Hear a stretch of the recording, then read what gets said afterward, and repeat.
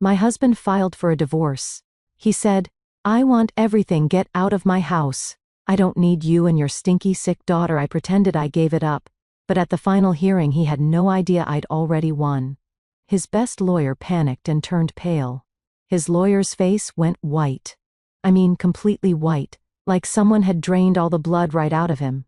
Bradley Whitmore, the most expensive divorce attorney in the state, the man who never loses, stood there with trembling hands, flipping through documents he clearly did not expect to see. My husband, Vincent, sat next to him, and I watched his confident smirk melt away like ice cream on a hot sidewalk. Pure terror replaced it. The man who told me to get out of his house. The man who called our daughter disgusting names. The man who thought he was about to take everything from me. He finally understood. He had already lost. But let me tell you how I got there. Because 7 weeks ago, I was the one who thought my life was over. My name is Miranda Lowry. I'm 34 years old. And for 10 years I believed I had a good marriage.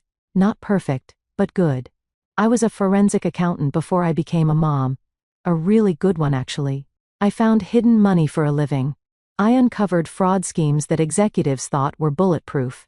But when my daughter Hazel was 2 years old and got diagnosed with a chronic respiratory condition, Vincent convinced me to stay home. She needed me, he said. He made enough money for both of us, he said. I could always go back to work later, he said. So I gave up my career to raise our child and support his dreams. Funny how that works out sometimes. That Tuesday evening started like any other. I was making dinner. Hazel was doing homework at the kitchen table. And Vincent came home early. That should have been my first warning sign. Vincent never came home early. He loosened his tie, sat down at the table across from our daughter, and calmly announced that he had filed for divorce. Just like that, like he was telling me he picked up dry cleaning. But then he kept talking. And every word hit me like a punch to the stomach. He wanted everything.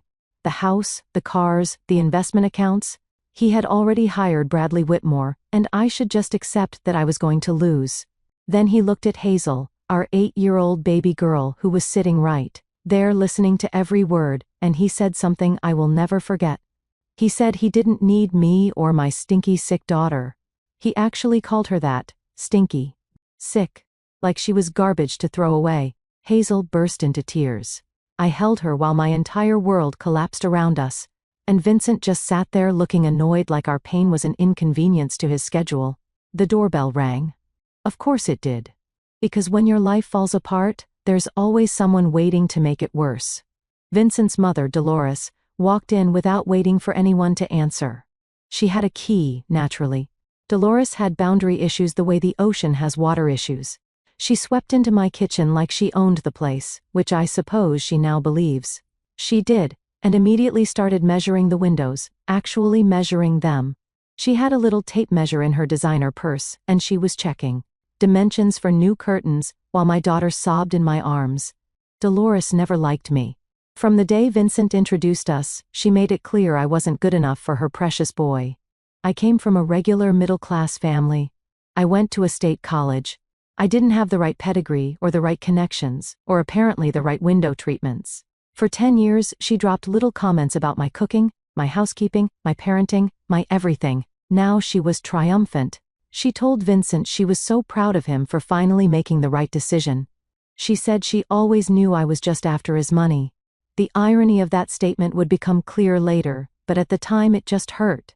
Vincent gave me 48 hours to pack my things and leave his house. His house. The house I had lived in for 8 years. The house where I raised our daughter. The house where I thought we were building a life together. 2 days to erase a decade. I didn't sleep that night. I sat in Hazel's room watching her breathe, listening to the slight wheeze that never quite goes away. And I tried to figure out how my life had fallen apart so completely. I thought about all the signs I must have missed. The late nights at the office. The business trips that seemed to happen more and, more often, the way he looked at his phone and smiled at messages I never saw. I had been so focused on being a good mother that I forgot to notice I was becoming an invisible wife. The next morning, while packing boxes in my bedroom like a guest who had overstayed her welcome, I found something. A bank statement that had fallen behind Vincent's nightstand probably months ago. I almost threw it away with the dust bunnies. But old habits die hard. And when you spend years analyzing financial documents, you can't help but look at numbers. Something was wrong. The account balance was way too small. I knew roughly what Vincent earned. I knew our monthly expenses. The math didn't work. There should have been at least 3 times this amount in savings. Where was the rest of our money? I tucked that statement into my purse. At the time, I didn't know why.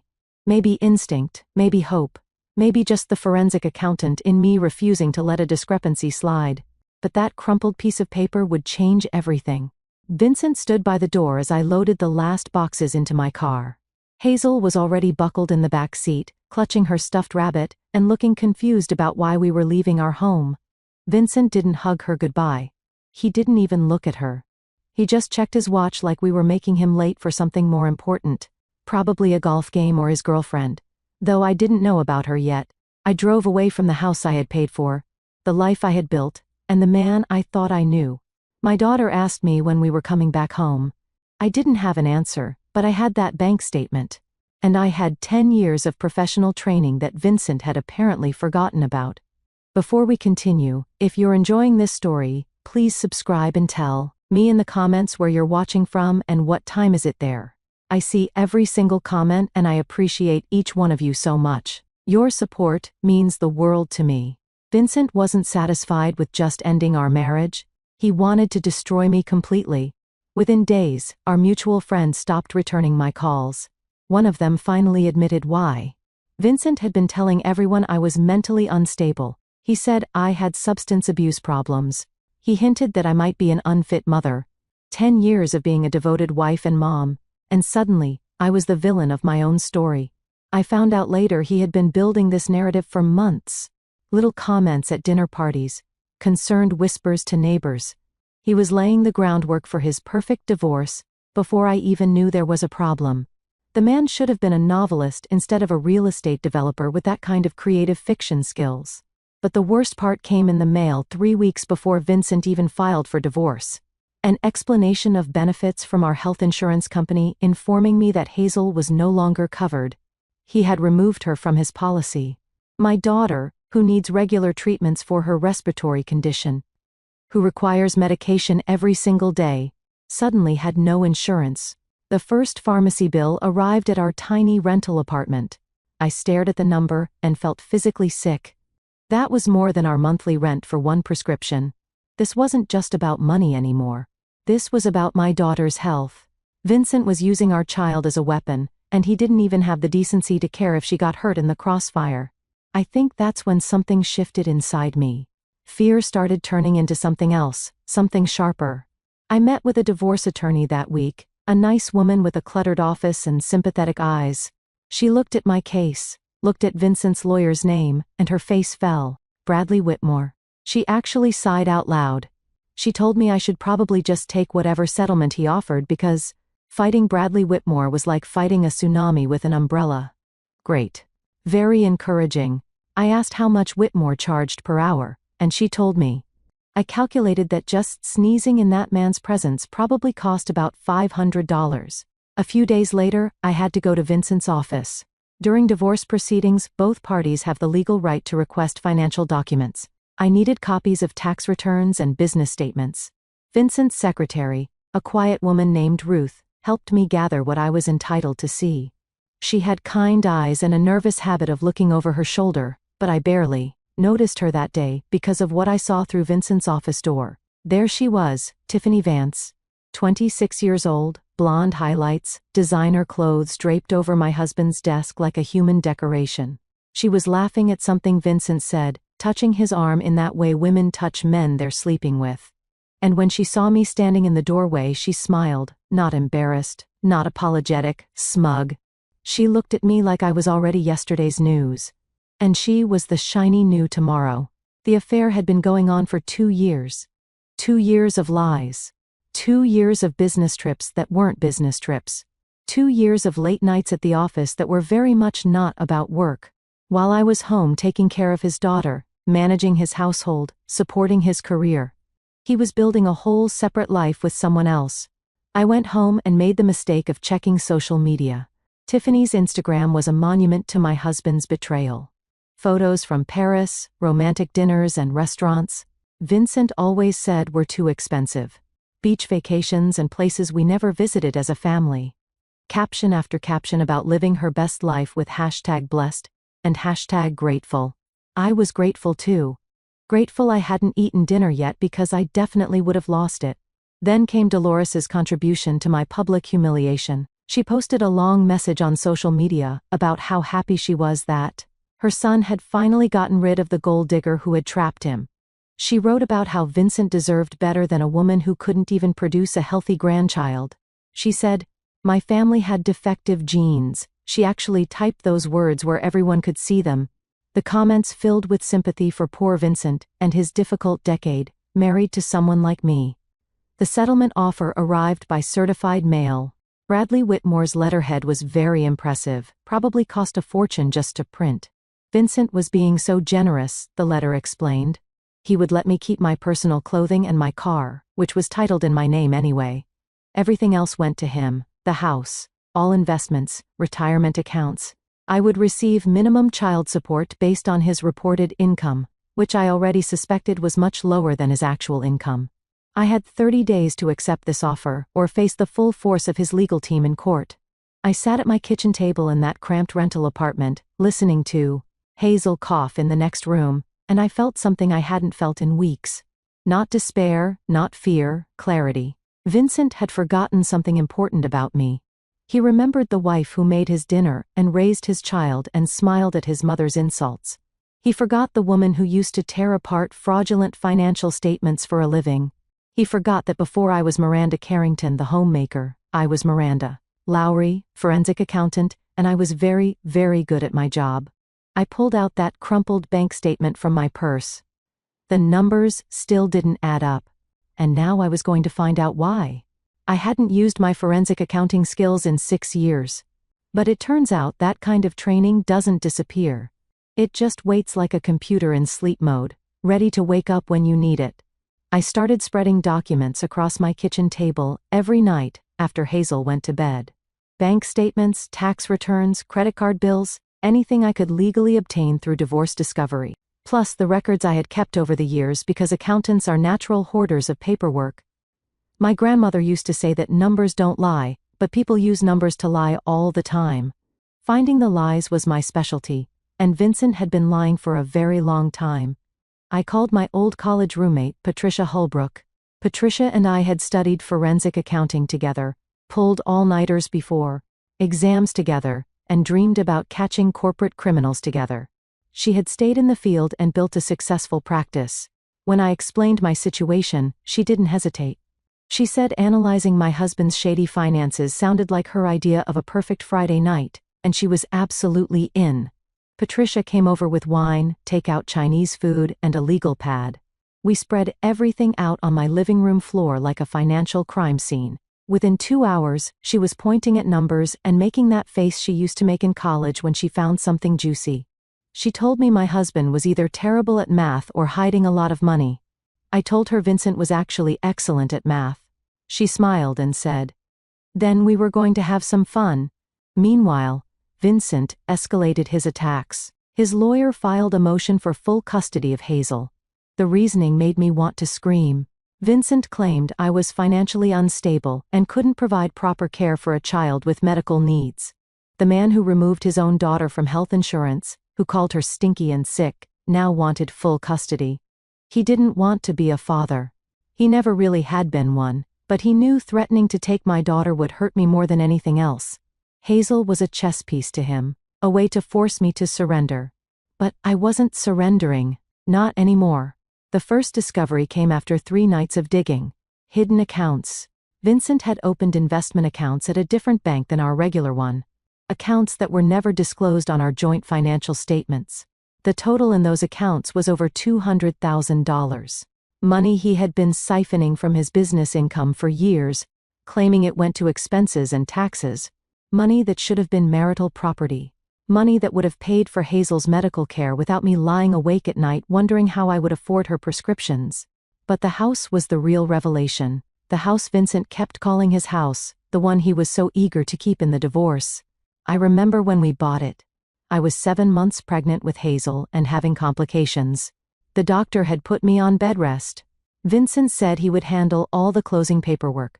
He brought me documents to sign, and I signed them because I trusted my husband completely. What a cute, naive thing I was back then. My grandmother had passed away in our first year of marriage. She left me $200,000. It was the most money I had ever had, and I wanted to use it to build something meaningful. We put $175,000 down on our house, my money, my inheritance. I have the bank transfer records. I have the closing statement showing that amount as the down payment. But when I finally looked at the deed, really looked at it, my name wasn't there. Vincent had put only his name on the title. He had taken my grandmother's money, used it to buy a house, and then made sure I had no legal ownership of it. I called Patricia at midnight to tell her. She asked if I had proof of the payment. I told her I had bank records, the original transfer, and closing documents showing the exact amount. She said Vincent was either incredibly arrogant or incredibly stupid, possibly both, and that we were going to bury him. But we found more. So much more. A shadow company registered in Delaware. Offshore accounts in places I couldn't pronounce. A pattern of transactions that looked exactly like textbook embezzlement. Vincent wasn't just hiding money from me. He was hiding money from his own business partners. He was committing fraud on a scale that went way beyond divorce court. I thought about his partners, nice men I had met at company dinners over the years. They had families too. They trusted Vincent. He was stealing from all of us. My grandmother also taught me to always keep emergency money separate. A secret savings account that nobody knows about, she would say, because you never know when life will surprise you. I had $8,000 in an account Vincent never knew existed. It wasn't much, but it was mine, and it was about to become the foundation of my fight back. I also still had my professional certifications. I had kept them current over the years, doing occasional online courses during nap times and quiet evenings. I told myself it was just in case I ever wanted to work again. Now, I realized some part of me had always known this day might come. The accountant in me had been preparing for disaster even when the wife in me believed in forever. The evidence was growing. The pieces were connecting. But I needed help to put it all together in a way that would hold up in court. I needed a lawyer who wasn't afraid of Bradley Whitmore. I needed someone who would see what I saw. A path to victory hidden in Vincent's own arrogance. And I found her. Her name was Camille Ortega. And she worked out of a small office above a bakery downtown. No fancy reception area, no intimidating artwork, just a desk covered in case files, and a woman who looked at me like she already knew I was going to win. Patricia had found her through professional connections. Camille had been practicing family law for 22 years. And she had beaten Bradley Whitmore twice.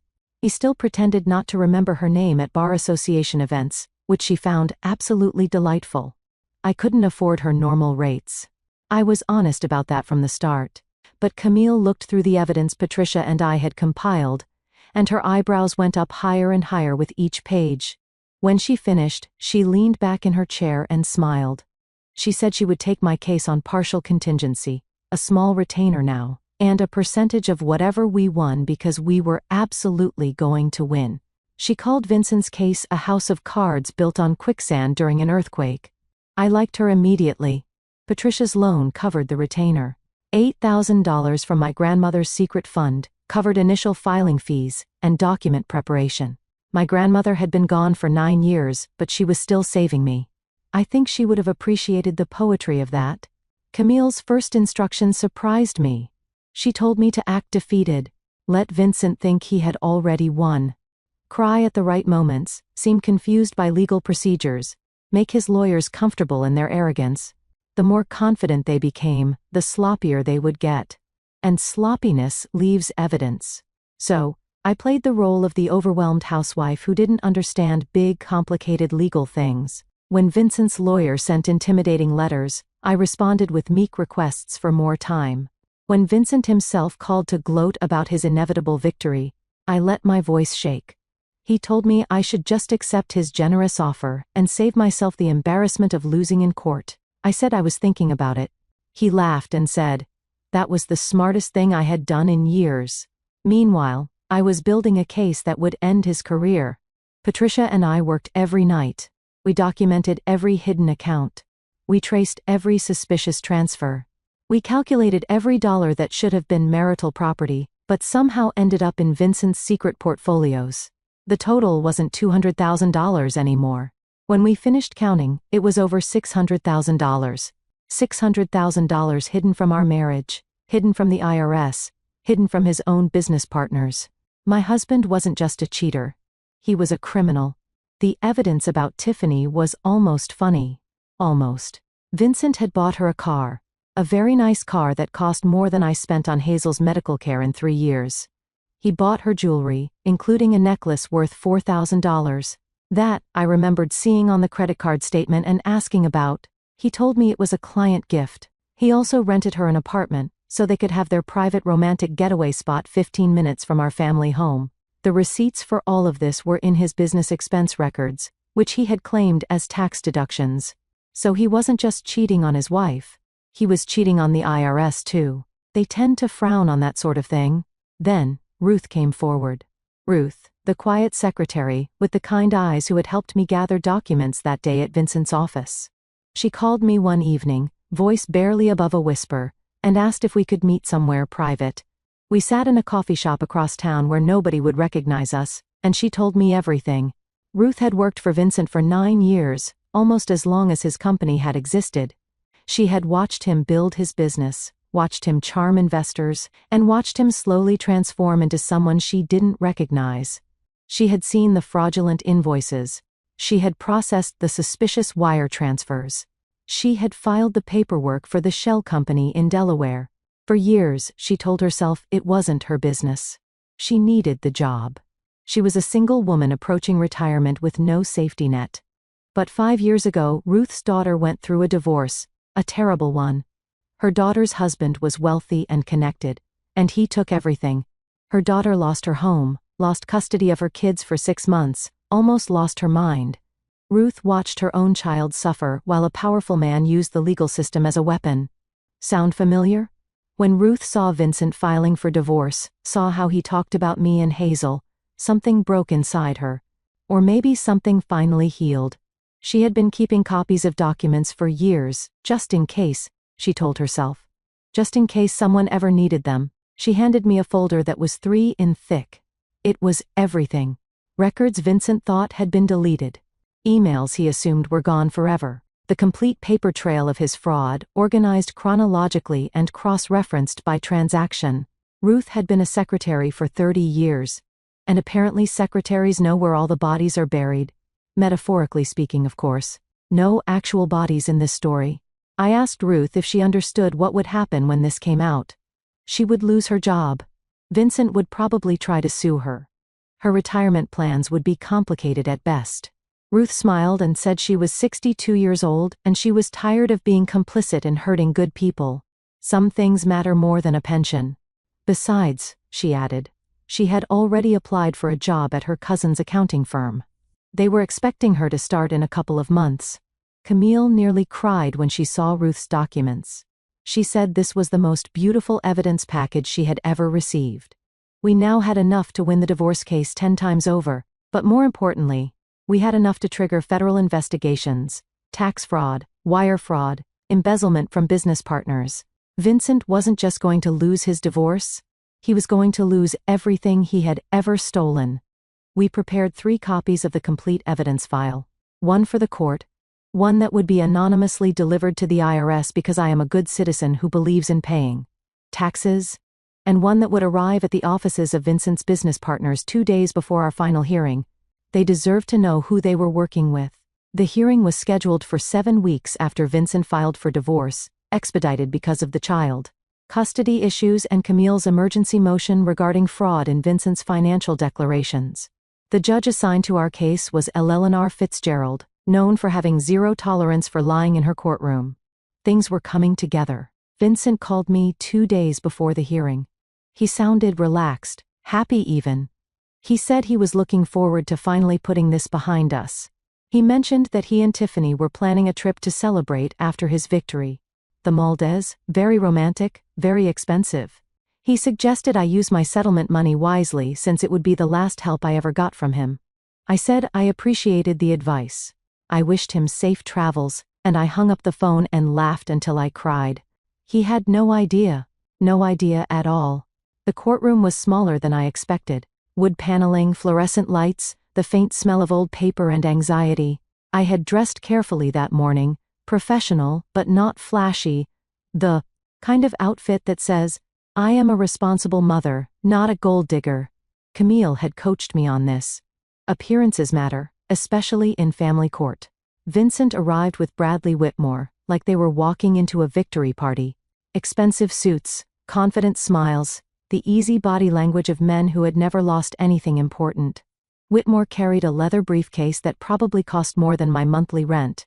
Vincent winked at me across the courtroom, actually winked like this was all a fun game.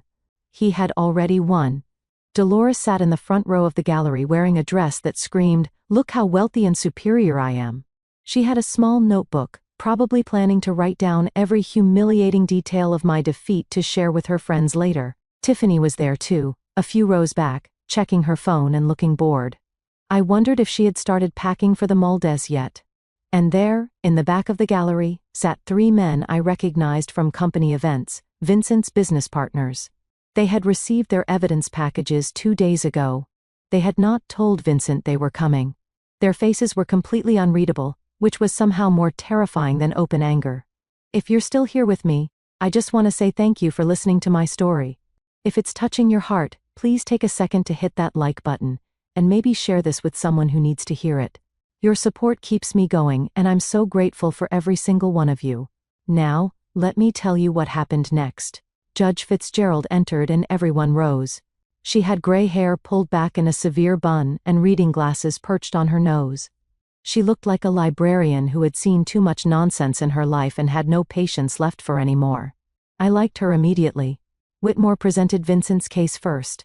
He painted a picture of a successful businessman burdened by an unstable wife who had contributed nothing to their marriage. He talked about Vincent's generous settlement offer. He expressed concern for poor Hazel, who clearly needed a stable home environment that only her father could provide. He used words like erratic and financially irresponsible and pattern of concerning behavior. It was a masterful performance, complete fiction but masterful. Then it was Camille's turn. She started small. Simple questions about our marriage, our home, our finances. Vincent answered confidently. Yes, the house was purchased during their marriage. Yes, it was titled in his name only. No, his wife had not contributed to the purchase. She was not employed at the time. Camille nodded thoughtfully. Then she introduced Exhibit A. The bank records showing a wire transfer of $175,000 from my personal account to the closing company 8 years ago. The amount exactly matching the down payment on the house. The date exactly matching the closing date. The memo line reading house down payment in my own handwriting. Vincent's smile flickered. Whitmore leaned over to whisper something. The judge's eyebrows rose. Camille introduced Exhibit B, documentation of my grandmother's estate, showing the inheritance I received, the source of those funds traced clearly from her accounts to mine to the house purchase. A house that Vincent claimed I had not contributed to. The judge asked Vincent directly if he had any explanation. He stammered something about joint finances and marital contributions being complicated. She did not look convinced. Then came the hidden accounts.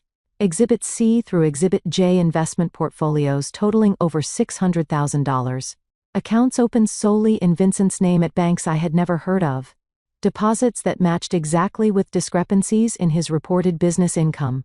Money that should have been disclosed as marital assets. Money that had been hidden from me and from this court. Whitmore's face changed.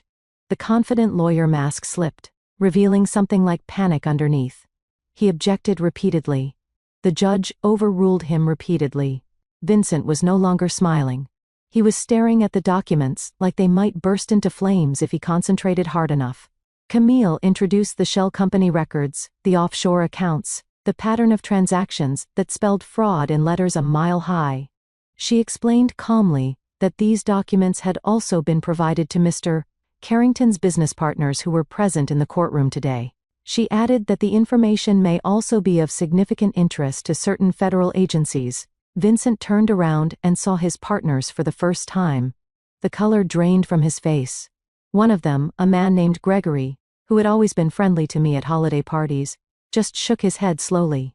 The disappointment in his eyes was devastating. Bradley Whitmore asked for a recess. His hands were actually trembling. The legendary lawyer who never lost, who charged $500 just to think about your case, was coming apart at the seams. Judge Fitzgerald denied the recess. She wanted to see where this was going. Camille introduced the evidence of Vincent's affair, the car he bought for Tiffany, the apartment he rented for their meetings. The jewelry, including that $4,000 necklace, all claimed as business expenses, all deducted from taxes. She noted that this appeared to constitute tax fraud, in addition to marital fraud. I glanced at Tiffany. She was no longer looking at her phone. She was looking at the exit. Survival instinct finally kicking in. I suppose she slipped out of the courtroom quietly, probably realizing that the Maldives trip was not going to happen, and that being associated with Vincent Carrington was about to become very uncomfortable. Dolores sat frozen in her seat, mouth hanging open slightly. The notebook lay forgotten in her lap. This was not the story she had planned to tell her friends. Vincent tried to speak. He said this was all lies, all fabrications, that I had somehow manufactured evidence to destroy him. Judge Fitzgerald cut him off. She had seen a lot of cases in her career. She said people lied to her all the time. But the audacity of lying this extensively, this brazenly while committing fraud against a spouse, business partners, and the federal government simultaneously was genuinely impressive. And not in a good way. She looked at Vincent the way you look at something unpleasant stuck to your shoe. Then she looked at me, and for just a moment I saw something like respect in her eyes. Judge Fitzgerald's ruling was everything I had dreamed of and more. Full custody of Hazel to me. The house which I had paid for with my grandmother's inheritance, transferred entirely to my name. 70% of all marital assets awarded to me due to Vincent's fraud, hidden accounts, and perjury before the court. Full child support calculated on his actual income, not the fake numbers he had reported. Medical expenses for Hazel covered completely, and Vincent was ordered to restore her health insurance immediately, retroactive to the day he had removed her. The man who said he wanted everything was about to lose everything. The man who told me to get out of his house was now legally required to get out of my house. The man who called his daughter stinky and sick would spend the next 10 years paying for her care, whether he liked it or not. But the court ruling was just the beginning of Vincent's collapse. The federal investigation started within 3 weeks. Tax fraud is not something the IRS takes lightly, especially when it's documented this thoroughly. His assets were frozen pending investigation. His passport was flagged. The Maldives would have to wait, possibly forever. His business partners filed their own lawsuit. Embezzlement from a partnership is a serious matter. And Gregory and the others were not feeling forgiving. They wanted their money back, plus damages. Vincent's lawyers, plural now, because Whitmore had mysteriously developed a scheduling conflict that prevented him from continuing representation, were billing hours they would probably never collect. Dolores stopped posting on social media. Her friends had seen the court documents, which were public record. The gold digger story didn't hold up well when everyone could read about her son's $600,000 in hidden accounts, and his ongoing federal investigation. I heard through mutual acquaintances that she had taken down all her posts about the divorce and was telling people she had always had concerns about Vincent's character. Some things never change. Tiffany disappeared from Vincent's life approximately 45 minutes after the court ruling. The apartment he had rented for her was in his name, and with his assets frozen, rent was no longer being paid.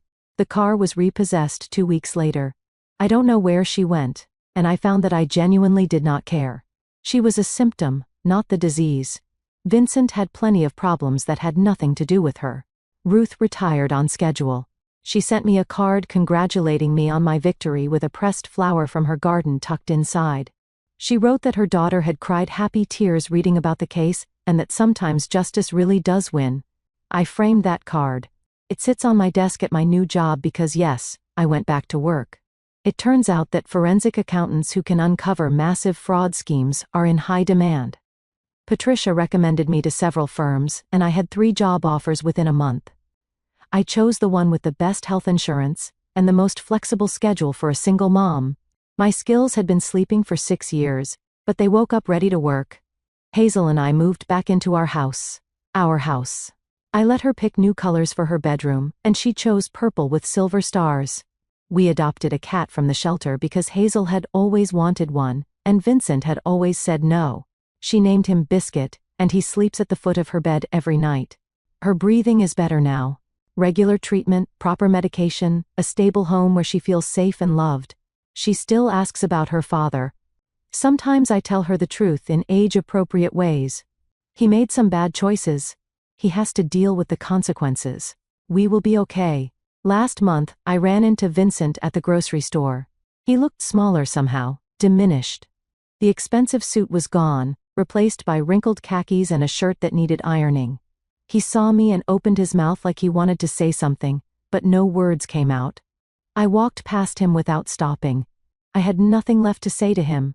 Some people think being quiet means being weak. Some people confuse patience with surrender, and some people really should pay more attention to their wife's career history before trying to steal everything she has. My grandmother used to tell me that the universe has a long memory and a good sense of timing. I didn't always believe her, but sitting in my kitchen now, watching Hazel play with Biscuit in the backyard of the home I fought for, I think maybe she was right. Justice doesn't always come fast, but when it comes complete. Thank you so much for watching. More of my most gripping stories are already on your screen. Click one now and don't miss the best part. You will love it. See you in the next.